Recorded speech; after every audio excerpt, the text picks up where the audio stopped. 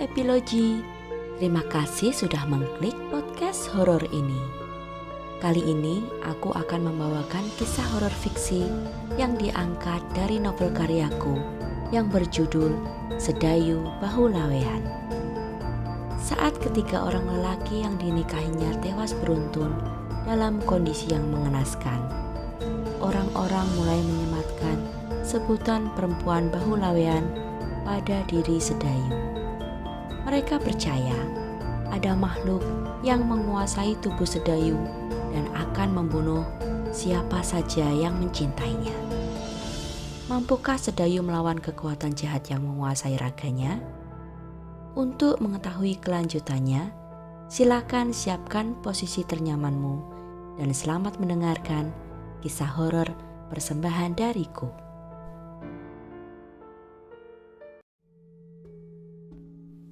Warto baru saja masuk ke dalam rumah sepulang dari bekerja. Menurut cerita Mbak Sri, Warto mempunyai usaha 2 buah toko bahan bangunan dan usahanya terbilang sukses. Sayang sekali istrinya sudah meninggal, padahal mereka berdua mulai dari nol, Mbak. Sama-sama orang susah dulunya, kata Mbak Sri. Lelaki itu tersenyum saat mendapati Sedayu sedang duduk menonton siaran televisi. Gimana pijatan Nyi Darmi? Enak kan? Tanya lelaki itu. Iya Kang, terima kasih sudah meminta Nyi Darmi untuk memijatku, jawab Sedayu dengan tulus. Sama-sama, aku tahu rasanya badan setelah kecelakaan. Dulu aku pernah jatuh dari sepeda motor, sakit luar biasa. Setelah dipijat Nyi Darmi jadi bisa tidur. Oh ya, apa kamu sudah sempat tidur siang hari ini? Iya, hanya sebentar. Sedayu merasa segan bila hanya tidur-tiduran sepanjang hari di rumah itu. Ia berusaha tetap terjaga dan menemani Mbak Sri di dapur meski tak melakukan apa-apa. Kang, aku akan pulang kampung saja, ujar Sedayu lirih. Warto yang sedang membuka sepatunya langsung menoleh cepat dan menatap tajam ke arah Sedayu. Kamu baru keluar kemarin dari rumah sakit, belum ada sehari beristirahat, sekarang malah bilang mau balik ke kampung. Mau apa kamu di kampung dengan kaki digips seperti itu? Aku bisa membantu ibuku berjualan di pasar, jawab Sedayu lirih. Warto tercengang. Kamu sepertinya ingin cepat-cepat kembali bekerja. Mengapa? Kamu sudah kehabisan uang? Seketika bayangan adegan Ki Sutopo yang menagih hutang kepada sang ibu berkelebat kembali di pikiran Sedayu. Air mata Sedayu menggenangi matanya. Ia menunduk dan diam-diam mengusapnya dengan ujung blusnya. Hal itu tak luput dari pandangan Warto. Lelaki itu beringsut mendekat dan kini sudah duduk di sisi Sedayu. Hei, ada apa Sedayu? Berceritalah kepadaku, bujuknya lembut. Entah karena merasa nyaman atau alasan lain yang Sedayu tak ketahui, tiba-tiba saja Sedayu sudah menceritakan masalah mereka dengan Ki Sutopo. Itu sebabnya aku sampai merantau dan berusaha bekerja untuk membantu melunasi hutang ibuku, Kang. Tapi tak kuduga malah berakhir seperti ini, ujar Sedayu di akhir ceritanya. Ia memandangi kakinya yang digips dengan perasaan sedih dan tertekan. Warto menghela napas. Berapa sisa hutang ibumu sekarang? Sedayu menyebutkan sederet angka. Aku akan melunasi hutang kalian kepada lelaki itu. Bila kau bersikeras ingin pulang ke kampungmu, akan aku antarkan. Tak mungkin kau naik dan ganti-ganti kendaraan umum dengan keadaan kakimu yang seperti itu. Aku tak mau berhutang budi padamu, Kang. selama beberapa hari ini aku sudah sangat banyak merepotkanmu, ujar Sedayu dengan air mata yang membasahi pipinya. Aku ndak berniat mengutangimu, Sedayu. Anggap saja ini adalah sebagai sedekah kepada janda seperti ibumu dan anak yatim seperti kau dan adikmu. Ada hak kalian pada harta benda yang aku punya, kata Warto dengan tegas. Sejujurnya, aku lebih suka bila kau tinggal di sini agar aku bisa memandangmu setiap hari sepulang kerja. Kata-kata Warto membuat Sedayu terperangah. Ia merasa malu sekaligus terkejut. Namun tampaknya Warto sungguh-sungguh dengan ucapannya. Tinggallah barang seminggu di rumah ini atau lebih lama bila kau berkenan. Aku akan mengantarmu ke Girilaya setelah itu. Warto memohon. Sedayu ingin menolak saat terbayang wajah Galuh yang memandangnya penuh kebencian. Namun ternyata lidahnya berkhianat kepadanya. Baiklah, jawab Sedayu. Hanya sebuah kata, namun sudah mampu membuat Warto tersenyum bahagia. Sore itu sepulang sekolah, Galuh langsung menuju ke dapur dan makan. Ia sama sekali tak mempedulikan Sedayu yang menyapanya di ruang tamu. Selesai makan, ia menuju ke kamarnya dan mengurung diri di sana.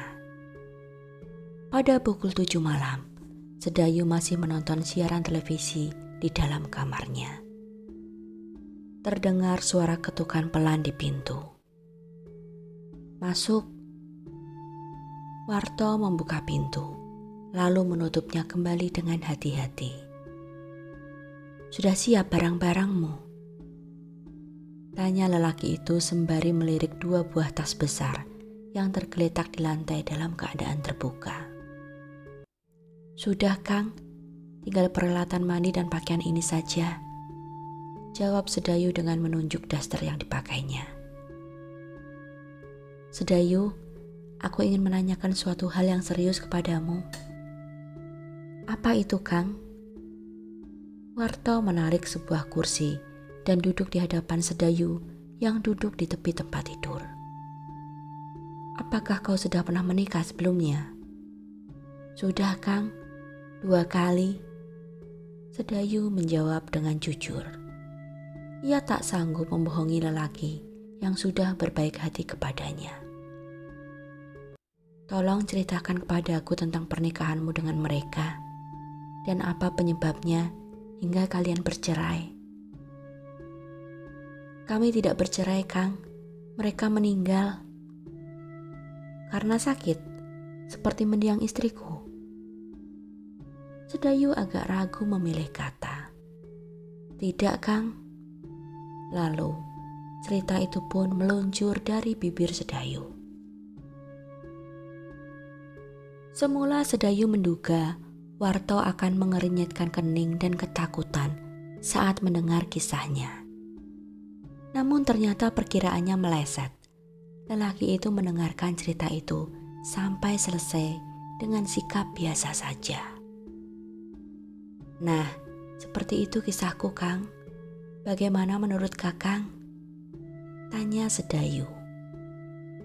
Lelaki awal usia 40-an yang tampan itu hanya mengedikkan bahunya.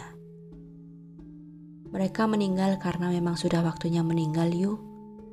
Jodoh, maut, rezeki, itu di tangan Gusti Allah. Setidaknya itu yang aku dengar dari Pak Kiai waktu aku masih mondok dulu. Kakang pernah mondok? Tanya Sedayu. Senyum kekaguman muncul di bibirnya. Iya, sewaktu usiaku 10 hingga 15 tahun. Lalu setelah itu aku harus bekerja serabutan karena orang tuaku sangatlah miskin. Sedayu terdiam, menunggu kelanjutan kisah hidup Warto. Namun nampaknya lelaki itu tak tertarik untuk bercerita lebih banyak. Ya sudah, kalau begitu, lebih baik kutinggalkan kau untuk istirahat. Besok kita berangkat selesai salat subuh. Sedayu mengangguk. Warto keluar dan menutup pintu kamar Sedayu perlahan. Selepas kepergian lelaki itu, Sedayu membaringkan tubuhnya di atas tempat tidur. Pikirannya menerawang. Meski Warto bersikap biasa saja, tapi Sedayu tak bisa menduga apakah lelaki itu memang tak terpengaruh dengan cerita masa lalunya, ataukah karena Warto terlalu pandai menyembunyikan perasaannya.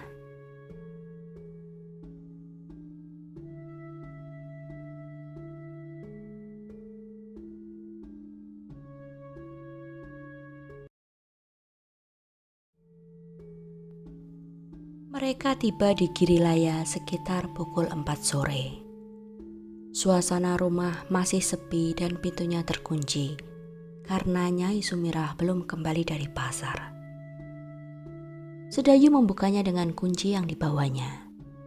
Ia mempersilahkan Warto menunggu di ruang tamu selagi ia membuatkan kopi untuk lelaki itu.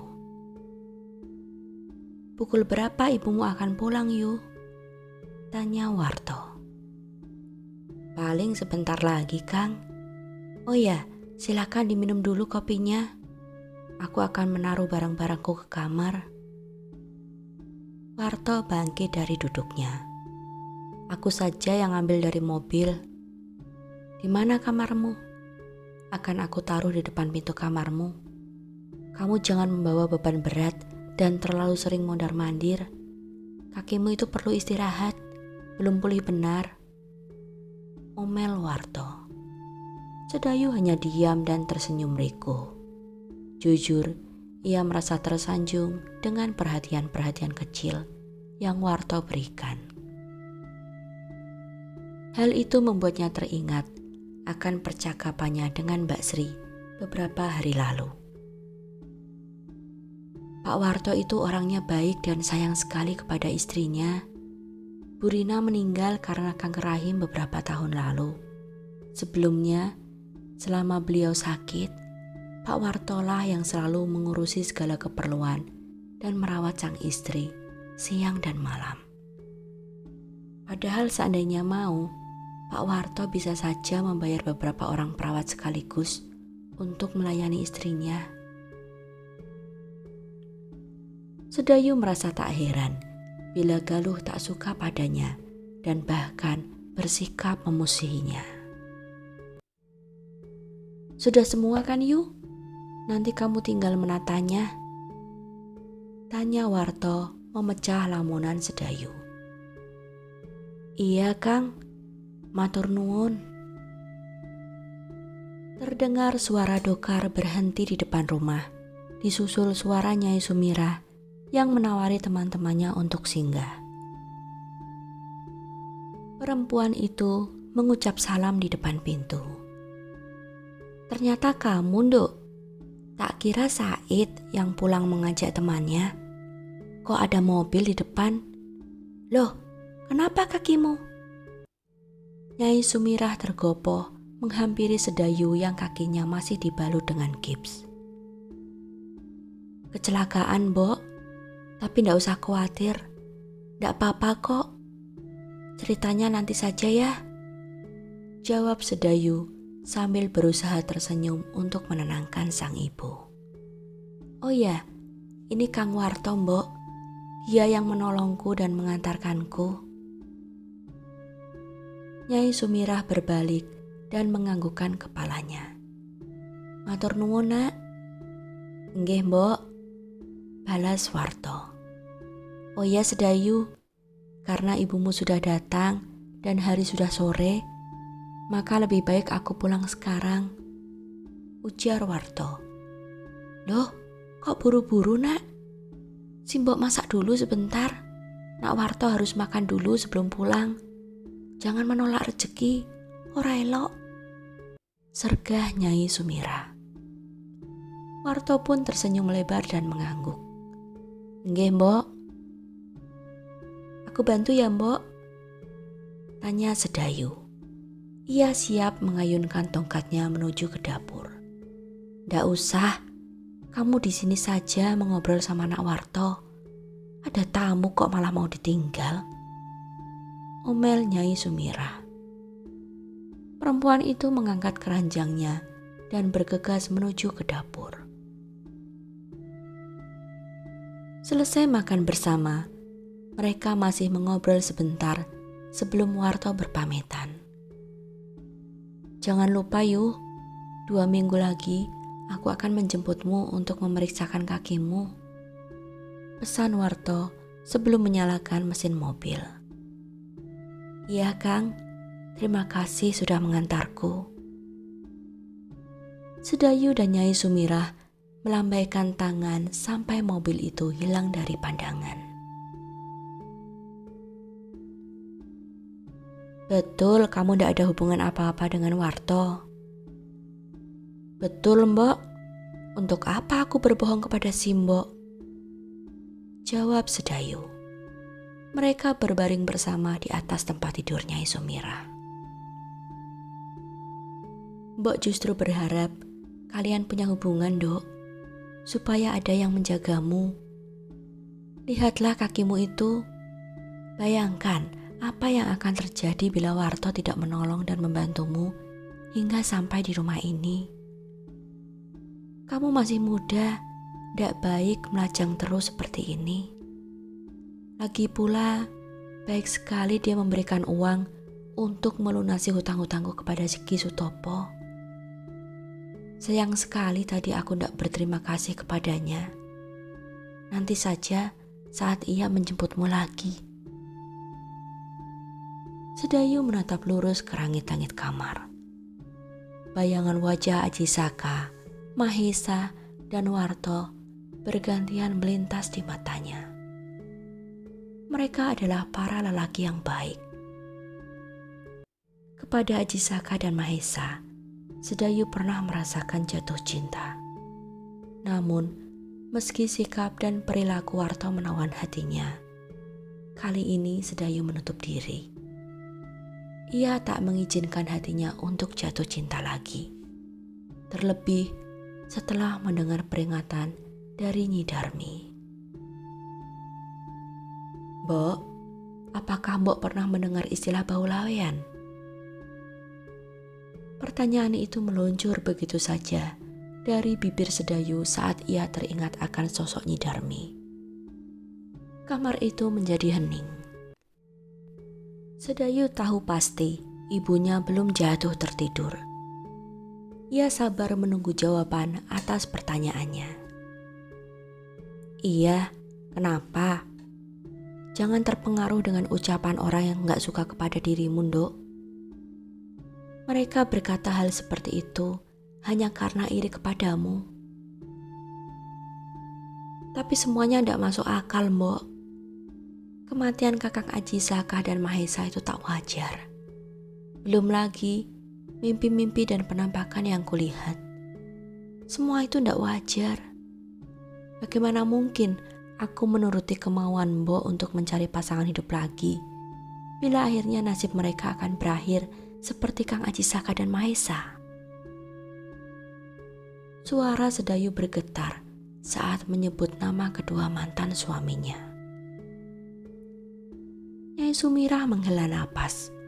Jauh di lubuk hatinya, ia pun membenarkan pernyataan Sedayu. Lalu kita harus bagaimana, Nduk? Bisakah kita menemui seseorang yang kira-kira bisa memberi penjelasan tentang apa yang terjadi padaku, Mbok? Nyai Sumirah terdiam. Ia berusaha mengingat-ingat. Besok coba kita ke rumah Mbah Ratri. Nama itu setahu Sedayu adalah nama seorang paranormal di kampung sebelah. Mbah Ratri terkenal biasa menyembuhkan para korban santet, teluh dan guna-guna. Ia juga bisa membantu orang yang ingin mencari penglarisan atau hendak menjalani pesugihan. Sekarang tidurlah dulu, sudah malam. Nyai Sumirah berbalik memunggungi Sedayu yang masih terjaga hingga dini hari.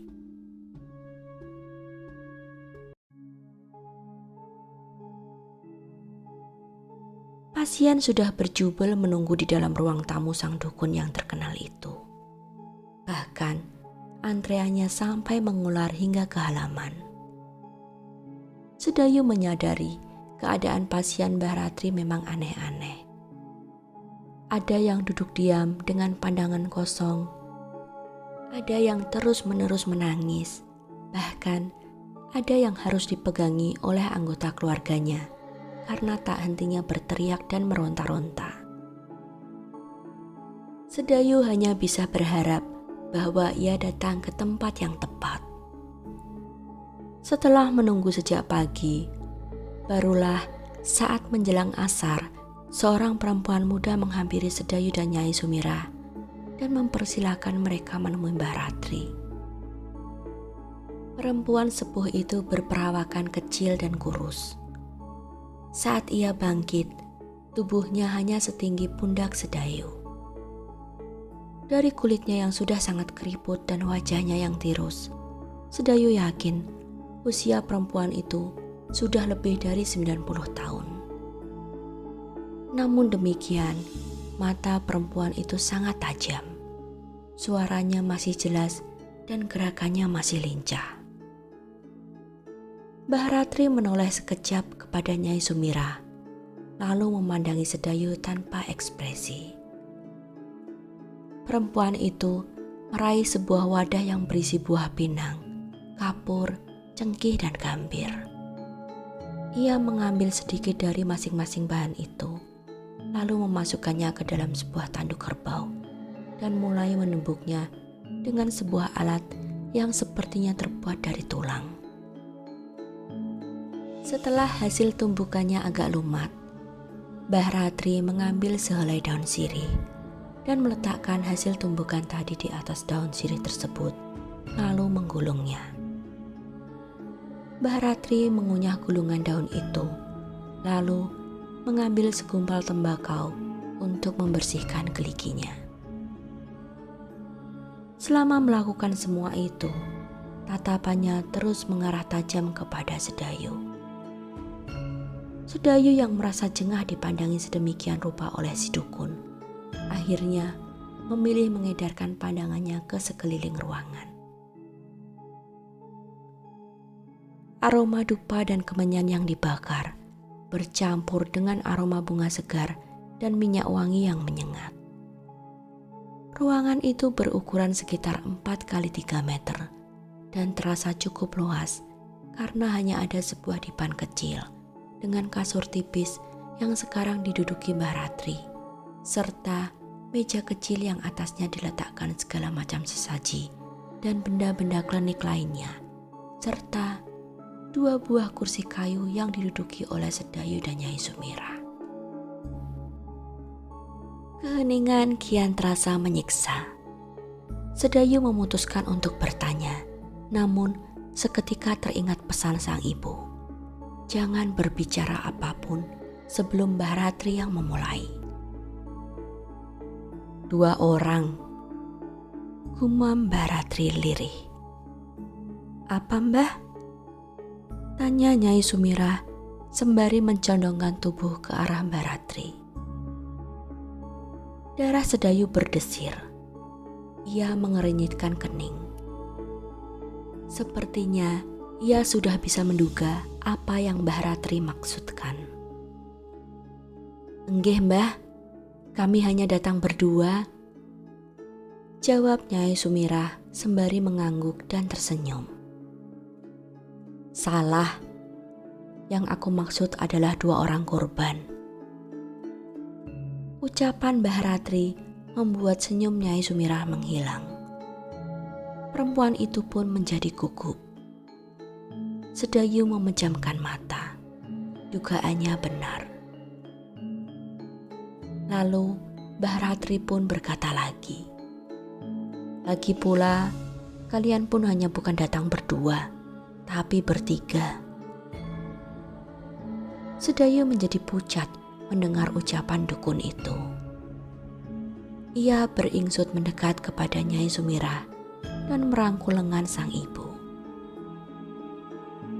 Mbah Ratri menengok ke arah kiri, lalu perempuan itu membuang tembakaunya dan meludah ke dalam sebuah bokor kuningan yang diletakkan di dekat kaki Dipan.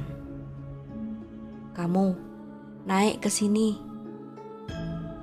Jemari kurus kering Mbah Ratri menunjuk kepada Sedayu dan memberinya isyarat untuk berbaring di Dipan. Sedayu menoleh sekilas kepada Nyai Sumirah. Sang ibu menganggukkan kepalanya. "Buka bajumu dan berbaring telungkup," perintah Mbah Ratri lagi. Sedayu menurut saja pada perintah perempuan tua itu, meski hatinya kebingungan. Ia membuka kebayanya, lalu berbaring hanya dengan mengenakan penutup dada dan kain jarik untuk menutupi bagian bawah tubuhnya. Mbah Ratri berdiri di samping Dipan, lalu dengan perlahan ia menggerakkan tangannya secara mengambang di atas tubuh Sedayu. Dari mulut Mbah Ratri terdengar suara mirip desisan yang terdengar seperti mantra dalam bahasa Jawa yang sangat kuno. Mbah Ratri memejamkan mata penuh konsentrasi. Tiba-tiba, gerakan telapak tangannya berhenti di atas tulang ekor Sedayu. Lalu, telapak tangannya pun turun dan menyentuh permukaan kulit Sedayu di bagian itu dengan telunjuk tangan kanannya. "Bahu laweyan, tak salah lagi," gumam dukun itu. Ucapannya membuat Nyai Sumirah mengusap wajah dengan kedua telapak tangannya. Sedayu pun seketika merasa sangat terguncang. Apakah memang benar bahwa ternyata akulah yang telah membunuh kedua mendiang suamiku? Tanya Sedayu di dalam hati. "Sudah, ayo bangun, pakai bajumu lagi," perintah Mbah Ratri seraya menepuk ringan punggung Sedayu. Dukun itu kembali duduk di tepi Dipan dan memandang kepada Nyai Sumirah yang sedari tadi berusaha menahan diri untuk menuntut penjelasan. "Dia anakmu," tunjuk Mbah Ratri dengan dagunya ke arah Sedayu yang sedang berkutat mengancingkan kebayanya. "Nggih, Mbah," jawab Nyai Sumirah cepat-cepat. "Apakah yang terjadi dengannya?" "Mesakno, kasihan anakmu itu," ujar Mbah Ratri. Ia kembali meludahkan air liurnya yang berwarna kemerahan ke bokor kuningan. "Apa maksud Mbah?" Dukun itu tak langsung menjawab pertanyaan Nyai Sumirah. Ia malah kembali mempersiapkan bahan-bahan untuk isian daun sirihnya lagi. Sambil menumbuk, perempuan itu menatap Nyai Sumirah. Sedayu merasa heran. Masih banyak pasien yang mengantre di ruang depan dan halaman rumah. Namun, tak sedikit pun Mbah Ratri tampak tergesa-gesa. Sedayu dan ibunya hanya duduk diam dengan sabar menunggu Mbah Ratri bicara.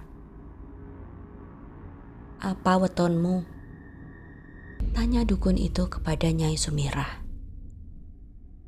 "Rabu Wage, Mbah." "Dan kamu?" Pandangannya beralih kepada Sedayu. "Rabu Wage juga kan?" Sedayu dan Nyai Sumirah saling bertukar pandang dengan mimik heran. "Iya, Mbah. Kok Mbah bisa tahu?" tanya Sedayu. "Kamu pernah menolak cinta seorang laki-laki?" tanya Mbah Ratri kepada Nyai Sumirah. Mendengar pertanyaan itu, Nyai Sumirah pun tercenung. Ia mencoba mengingat-ingat. Sejauh ini memang ada beberapa lelaki yang menunjukkan perhatian kepadanya. Kasno si kusir dokar, Slamet si pemilik toko kain, Ki Karto si mantan lurah, dan Ki Sutopo rentenir itu. Yang mana? Ada beberapa mbah, tapi mereka tidak menyatakan cinta. Aku hanya menghindari perhatian mereka yang berlebihan. Apa ada di antara mereka yang pernah mengancam akan memperkosamu? Nyai Sumirah terhenyak. Hanya ada satu orang yang pernah memperlakukannya dengan kurang ajar. Ki Sutopo. Iya mbah, ada. Gumam Nyai Sumirah. Sedayu memandang ibunya dengan prihatin. Kejadian saat ia menghalangi niat buruk Ki Sutopo terhadap sang ibu kembali terlintas di pikirannya. Orangnya tinggi besar, sudah tua, ada luka bekas sayatan di lengan kirinya. Ujar Mbah Ratri. Iya mbah, jawab Nyai Sumirah keheranan. Bagaimana mungkin Mbah Ratri bisa menyebutkan ciri-ciri Ki Sutopo sedetail itu? Dialah penyebab kesialan ini. Maksud mbah? Tubuh Nyai Sumirah menegang. Ia sangat terkejut. Lantas, apa hubungannya antara Ki Sutopo dengan Sedayu? Sedayu tersentak, namun ia tetap diam dan mendengarkan. Ia mengirimkan jin untuk membunuh siapapun yang menikahimu. Namun ternyata jin kiriman itu malah menyasar ke tubuh anakmu. Saat jin itu dikirim, hanya ada anakmu yang berada di rumah kalian. Kebetulan weton kalian sama. Sejak kapan itu mbah? Tanya Nyai Sumirah. Sejak bertahun-tahun lalu, saat anakmu masih perawan. Apakah itu juga yang menjadi penyebab mengapa sedari kecil Sedayu sudah bertingkah aneh? Tentu saja, jawab Mbah Ratri penuh keyakinan. Nyai Sumirah menatap Sedayu dan menggenggam telapak tangannya. Sekarang misteri itu jelaslah sudah. Semua hal-hal dan perilaku aneh yang Sedayu alami, serta kesialan yang menimpa para suaminya. Maafkan si mbok, Nduk, ujar Nyai Sumirah dengan suara tercekat. Ndak apa-apa mbok, itu bukan salah si mbok. Mbah Ratri hanya diam memandangi mereka sembari mengunyah-unyah tembakaunya. Lalu, apakah jin itu bisa diusir mbah? Tanya Nyai Sumirah. Ndak bisa. Jin itu hanya akan pergi dengan dua cara. Kamu menikahi lelaki itu, atau bila lelaki itu sudah mati. Air mata Nyai Sumirah menetes mendengar hal itu. Permasalahan yang mereka alami sungguh pelik. Ia tak mungkin menikahi lelaki tua yang dibencinya itu. Lalu, apakah harus menunggu kematian Ki Sutopo? Baiklah mbah, sebaiknya kami pulang sekarang. Matur nuwun. Pamit Nyai Sumirah. Mbah Ratri mengangguk-anggukkan kepala. Nyai Sumirah bergegas menggandeng Sedayu meninggalkan rumah itu setelah menyerahkan sejumlah uang kepada Mbah Ratri.